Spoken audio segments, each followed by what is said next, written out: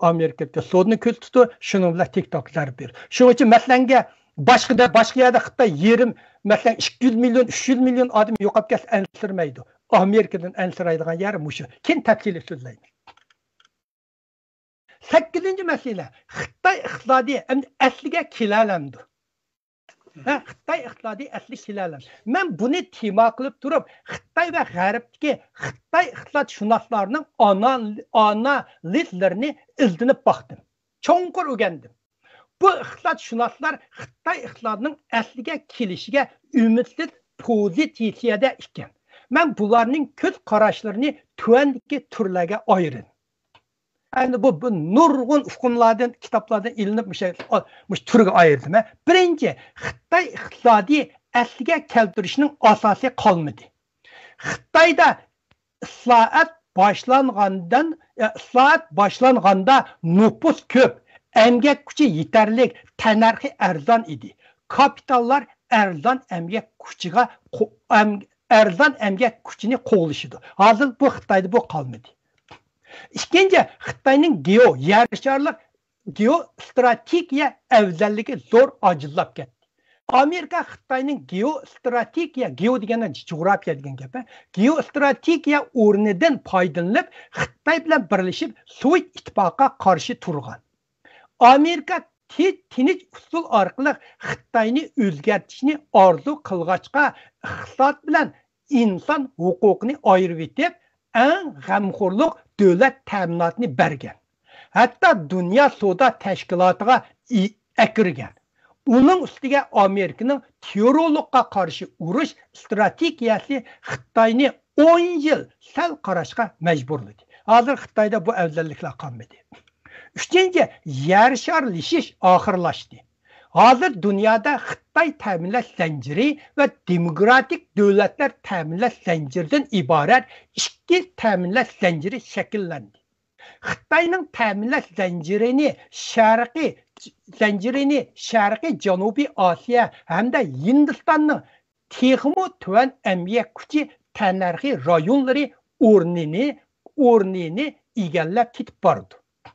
Xitoyning yuqori darajalik yosmichilik kasblari Amerikaning chip qatorliq yuqori fan texnikalik kasb siyosati tarafidan cheklandi. Xitoy ikki tarafdan zarba yeyotdi. To'rtinchi, Hong Kongning mablag' kirgizish markaziy o'rnini Xitoy vayron qildi. Tayvan Yaponiya yosmichilik texnika manbasi Xitoy tarafdan pechatlandi. İlgari Xitoyning iqtisodiy taraqqiyotining asosliq mablag'i Hong Kongdan keladi. Hozir Hong Kong Xitoyning mablag' jalb qiladigan o'rnini yo'qotib qolmay, aksincha Hong Kongning mablag'i uzluksiz sirtqa eqib ketib bordi. Yaponiya va Tayvan aslida Xitoy yosmichilik texnikasini zamanaviylaştırışning asosliq manbasi edi. Hozir Tayvan mablag'ini va Yaponiya korxonalarini Xitoydan basbasta chekindirib chiqib, Tayvan va Yaponiyaga qaytib kelyotdi yoki Sharqiy Janubiy Osiyo, Hindiston qatorliq joylarga berib mablag' silib zavod quryotdi. Bu sirtdan qaraganda, sirtki Xitoyga asli kelanmaslikning sirtki omillari, yuqoridagi Xitoy iqtisodining chet elga chetishgan masalalari bo'lsa, endi Xitoy iqtisodining ichki masalalariga nazar solaylik. Birinchi,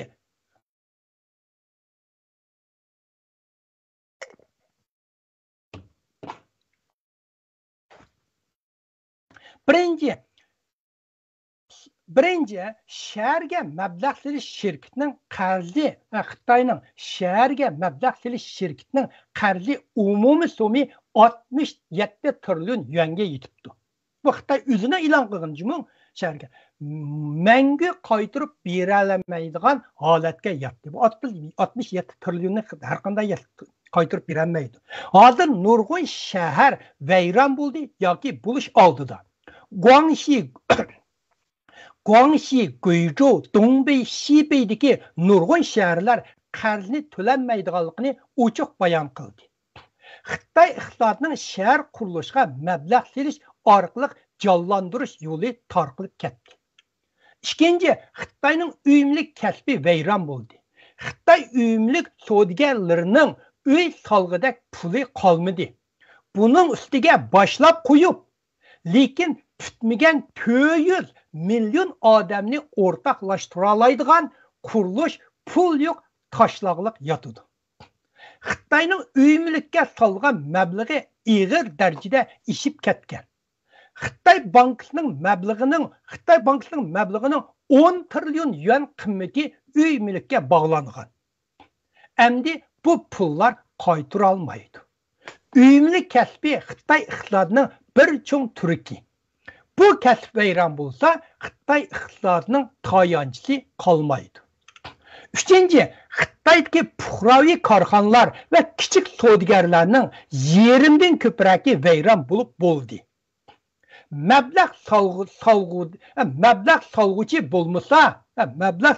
bo'lmasa, uy mulkka mablag' silish, ishlab chiqarishga mablag' silish, igilik tiklashga mablag' silish deganlarning hammasi quruq gapga aylandi.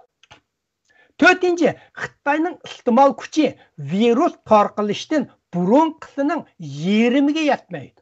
İste'mol kuchi yo'qotgan Xitoy iqtisodiy ishlab chiqarish iqtidori bo'lgan taqdirmi molni kim oladi? 5. Amerika, Yevropa va Yaponiya iqtisodida 2023-2024 yillari chekinish bo'lishi mumkin. Dünya iqtisodi yana bir qitim iqtisodiy qiyinchilikqa uchrashi mumkin. Bu Xitoy eksportiga zarba ilib keladi. Eksport bo'lsa Xitoy iqtisodining halqiliq bir tayanchisi. Hozir bu tayanchi turkimi langishib qoldi. Mushu sabablardan Xitoy iqtisodi asli kelanmaydi. Bu xalq aradagi siyosatchilarningki hammasining ko'z qarashlariga, men shularning ko'z qarashlarini bu yerda